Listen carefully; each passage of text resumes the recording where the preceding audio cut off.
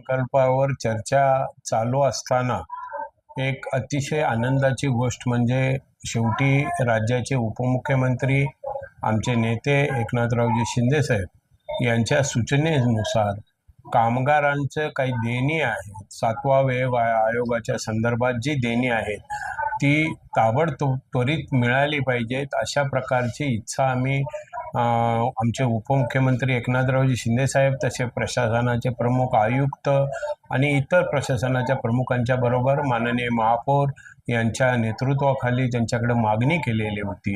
कारण महापालिकेमध्ये निश्चितच प्रकारे कामगारांची देणी देण्याच्या बाबत नेहमी सकारात्मक भूमिका ही शिंदे साहेबांची असते। त्या दृष्टिकोनातून आम्ही माननीय आयुक्तांच्याकडे मागणी केल्यानंतर शिंदे साहेबांनी तशा सूचना केल्यानंतर प्रशासनाने अर्थसंकल्प चालू असताना 7वा आयोगाची जी देणी बाकी आहे ते देण्याच्या संदर्भाची भूमिका या ठिकाणी आज घेतले। अतिशय आनंदाची गोष्ट आहे।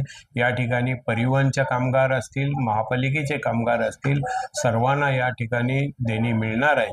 शेवटी महापालिका ही निश्चित प्रकारे कामगार काम करतात, आपापल्या विभागामध्ये काम करतात, त्यातूनच ठाणे शहराचा विकास असेल, ठाणे शहराची स्वच्छता असेल, ठाणे शहराचं कामकाज असेल, हे त्यांच्याच माध्यमातून होतं आणि ज्यांच्या माध्यमातून होतं त्यांना खुश करण्याचं काम किंवा त्यांना त्यांचा हक्क देण्याचं काम आदरणीय शिंदे साहेबांच्या नेतृत्वाखाली आजपर्यंत कायमस्वरूपी होत आले आणि निश्चितच या सगळ्या गोष्टींनी आजचा दिवस जो आहे कामगाराच्या दृष्टीने अतिशय सुखद असा दिवस आहे, अतिशय आनंदाचा दिवस आहे।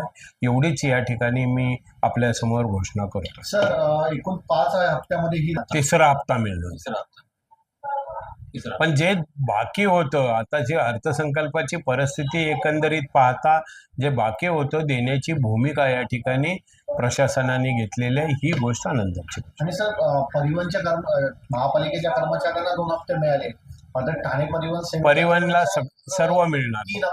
यस, ओके, धन्यवाद।